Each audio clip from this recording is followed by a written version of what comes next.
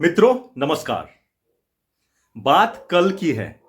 मैं एक चाय की टपरी पे गया और मैंने देखा वहां पर तीन बुजुर्ग लोग बैठे हैं।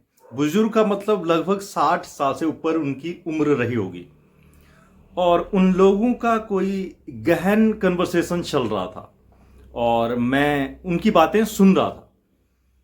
मैंने चाय वाले भैया को बोला कि मेरे लिए एक चाय बना दीजिए। भैया चाय बनाने पे लग गए और मैं वहीं पर बैठ गया और वहीं पर बैठा बैठा मैं उन लोगों की बातों को सुन रहा था। तो मैं काफी कंसंट्रेशन के साथ में उनकी बातों को सुन रहा था और वो राजनीति के ऊपर ही कुछ चर्चा कर रहे थे। काफी देर तक उन लोगों में चर्चा चली और मैं बीच में हस्तक्षेप करना चाहता था लेकिन हिम्मत नहीं हो पाई क्योंकि मैंने उन्हें पहले कभी देखा नहीं था और पहली बार मैं बीच में उनको इस तरह से टोकना नहीं चाहता था। उन पे मेरा कुछ गलत इम्पैक्ट पड़े। तो मैं सुनता रहा और भैया ने तब तक चाय बना दी। वो चाय लेकर मेरे पास आए और मैंने चाय का कप पकड़ा और एक दो चाय की चुस्कियां ली। इतना होते होते उनमें से एक सज्जन से मेरा 3-4 बार आई कांटेक्ट हो गया। तो जब 3-4 बार आई कांटेक्ट हुआ तो इससे मुझे हौसला मिल गया कि मैं इनके बीच में अब हस्तक्षेप कर सकता हूं। वो इसलिए क्योंकि वो अपने घर की कोई पर्सनल बातें नहीं कर रहे थे, वो राजनीति की बातें कर रहे थे और वो भी हमारे देश की राजनीति की बातें। तो मुझे लगा कि हाँ, मेरा हक है कि मैं हस्तक्षेप कर सकता हूं। हाँ, मतलब अब मेरा हक हो गया है क्योंकि उन सज्जन से 2-3 बार मेरा आई कांटेक्ट हुआ और आई कांटेक्ट के दौरान उनका मूड मुझे अच्छा ही लग रहा था और फिर मैंने उनके बीच में अपनी बात रखी। एक्सक्यूज मी जेंटलमैन, मैं एक बात कहना चाहता हूं। मुझे लगता है कि मुझे इस बार इलेक्शन बायकॉट करना है क्योंकि ये सेटिस्फैक्टरी काम कोई नहीं कर रहे हैं। कोई भी पॉलिटिकल पार्टी सेटिस्फैक्टरी काम नहीं कर रही है। मैं किसी के काम से संतुष्ट नहीं हूं। देश का हाल ठीक नहीं है, सब कुछ ठीक नहीं चल रहा है। इस तरह की बातें मैंने उन सज्जन व्यक्तियों के सामने की तो उन्होंने बड़े प्यार से मुझे कहा, बेटा आप सही कह रहे हो, देश में सब सही नहीं चल रहा है और आपको वोट नहीं करना चाहिए। इस बार के वोट का आपको बॉयकॉट करना चाहिए। आप सही कह रहे हो और हम सब आपकी बातों से एकदम सहमत हैं। लेकिन जरा सोचो कि क्या तुम्हारे बॉयकॉट करने से जो पॉलिटिकल लीडर्स हैं, जो पॉलिटिकल पार्टीज हैं, क्या सही में उन पे कुछ प्रभाव पड़ने वाला है? यदि ये आप अपने आप से पूछोगे तो आवाज आएगी नहीं। हां, आपके वोट के प्रयोग ना करने से आपके देश की डेमोक्रेसी पे, आपके देश के तंत्र है, इस पे फर्क पड़ेगा। लेकिन जो पॉलिटिशियंस हैं उन पे ज्यादा कुछ फर्क नहीं पड़ने वाला है। उनमें से तो जिसको ज्यादा वोट मिलेंगे उसकी सरकार बनेगी और आगे जाकर वही गवर्नमेंट या अपने देश को चलाएंगे। तो ये बिल्कुल भी मत सोचना कि उनकी सेहत पर कुछ फर्क पड़ेगा। फर्क पड़ेगा तो आप पर पड़ेगा, आपके देश पर पड़ेगा, आपके देश की डेमोक्रेसी यानी आपके देश के लोकतंत्र पे पड़ेगा। देखने से तो मुझे लग नहीं रहा था कि वो सज्जन व्यक्ति इतने ज्यादा एजुकेटेड होंगे, उन्होंने ज्यादा शिक्षा ग्रहण की होगी। लेकिन वो कहते हैं ना कि डोंट जज a book by its cover. तो आदमी की वेशभूषा को देखकर कभी ये जज मत कीजिए कि हां इसकी औकात इतनी हो सकती है या इसकी औकात इतनी नहीं हो सकती है। तो ये चीज मुझे उन व्यक्तियों से वार्तालाप करने के बाद सीखने को मिला और इसी प्रोसेस में आगे बढ़ते हुए हाँ, इतनी देर में मेरा जो चाय का कप था वो खत्म हो गया और वो व्यक्ति वहीं पर बैठे हुए थे और मुझे भी सही नहीं लगा बीच में इस तरह से जाने के लिए। तो मैंने भैया से कहा कि भैया मेरे लिए एक कप और चाय बना दीजिए। तो भैया फिर से चाय बनाने में लग गए और वो सज्जन व्यक्ति मुझे समझाने लगे। उन्होंने कहा कि आपको पता है कि ये जो वोट देने का अधिकार है ये ऐसे ही हवा में आपको नहीं मिला है। इस वोट के अधिकार को पाने के चक्कर में पूरे दुनिया भर में पता नहीं कितने लोगों ने अपनी जानें गंवा दी। पहले से ही हर किसी को वोट करने का अधिकार नहीं था, और यदि ये वोट करने का अधिकार था भी तो हर किसी व्यक्ति के वोट की जो वैल्यू थी, कीमत थी, वो बराबर नहीं थी। ये सुनकर मैं चौंक गया, क्योंकि ये बात मुझे पता थी। ये बात मैंने अपनी किताबों में पढ़ा था और मुझे अचानक से एहसास हुआ कि ये बातें मेरे लिए एक केवल किताबी ज्ञान बनकर रह गए हैं और इसको मैंने अपनी जिंदगी में अमल करने की कोशिश नहीं की। लेकिन इन सज्जन व्यक्तियों ने, जिनको देखकर मुझे लग रहा था कि ये शायद एजुकेटेड नहीं होंगे, शायद ही ये कभी स्कूल भी गए होंगे, इस तरह की भावना मेरे मन में उनको देखकर आ रही थी। लेकिन अब इस समय तक मेरी भावनाएं उनके लिए एकदम चेंज हो गई थी, पूरी तरह से परिवर्तित हो गई थी। और उन्होंने मुझे बताया कि हम बहुत लकी हैं, बहुत खुशकिस्मत हैं कि जैसे ही हमारे देश का संविधान बना, हमें वोट का जो राइट है संविधान बनते ही मिल गया। वोट देने का हमें तुरंत राइट मिल गया। और इतना ही ना, बल्कि हमारे देश में इस तरह की वोटिंग राइट हमें मिला कि जहां पर एक अमीर व्यक्ति, एक गरीब व्यक्ति, एक हाई कास्ट पर्सन, अ लो कास्ट पर्सन, हर किसी की वोट की कीमत बराबर होगी। यदि आप करोड़पति हो तब भी आपकी वोट एक ही होगी, आपकी वोट की कीमत एक होगी। और यदि आपके पास शाम का भोजन करने के लिए पैसा नहीं है, शाम का भोजन करने के लिए कुछ भी नहीं है, तब भी आपकी वोट की कीमत बराबर होगी। इस तरह का सिस्टम है हमारे देश का, जो कि संविधान बनते ही लागू हो गया था। अब उनके बारे में मैं जो सोच रहा था, उन व्यक्तियों के बारे में, वो सोच काफी हद तक परिवर्तित होती रही। और इतने समय में वो दूसरी चाय का कप भी तैयार हो गया और भैया ने मुझे चाय का कप पकड़ाया और फिर मैं चाय की चुस्कियां लेने लगा और वो सज्जन व्यक्ति मुझे समझा रहे थे। फिर उन्होंने कहा कि यदि तुम वेस्टर्न कंट्रीज, जिनको तुम डेवलप्ड कंट्रीज बोलते हो, उनकी बात करो तो उनमें भी ये वोटिंग राइट्स शुरुआत से नहीं आया था, बल्कि जब हम वोटिंग राइट की बात करते हैं, वोट देने के अधिकार की बात करते हैं, तो ये वोटिंग राइट केवल एक मेल एडल्ट को ही था, और वो भी हाई क्लास मेल एडल्ट।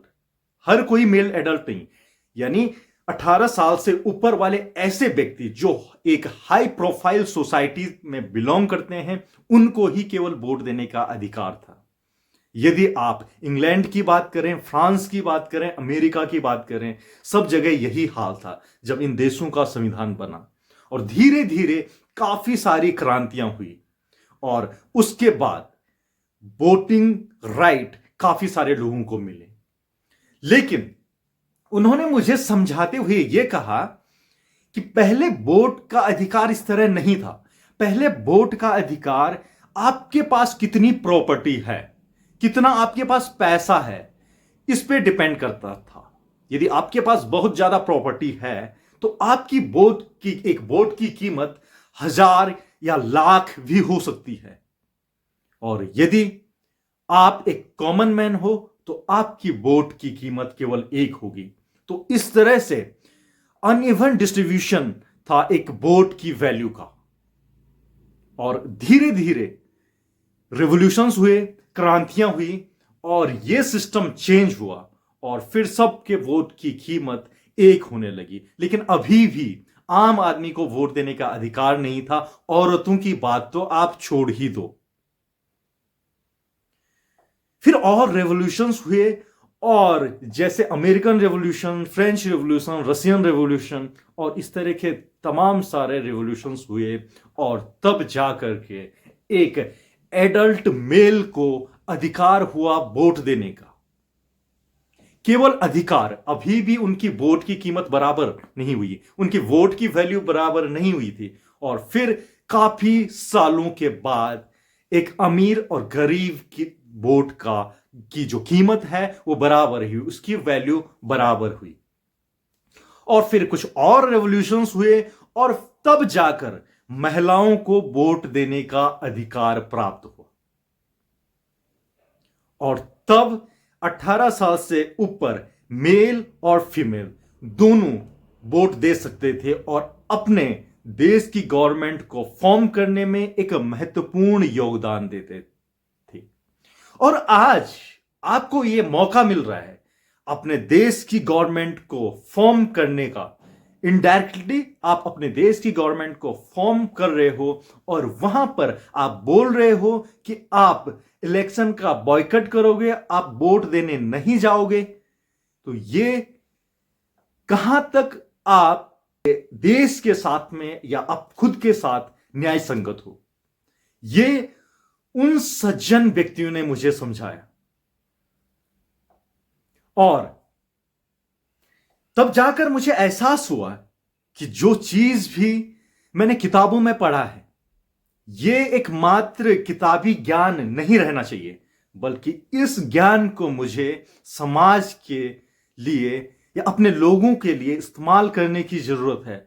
अपने अधिकारों के लिए, अपने लोगों के अधिकारों के लिए इसका इस्तेमाल करने की जरूरत है।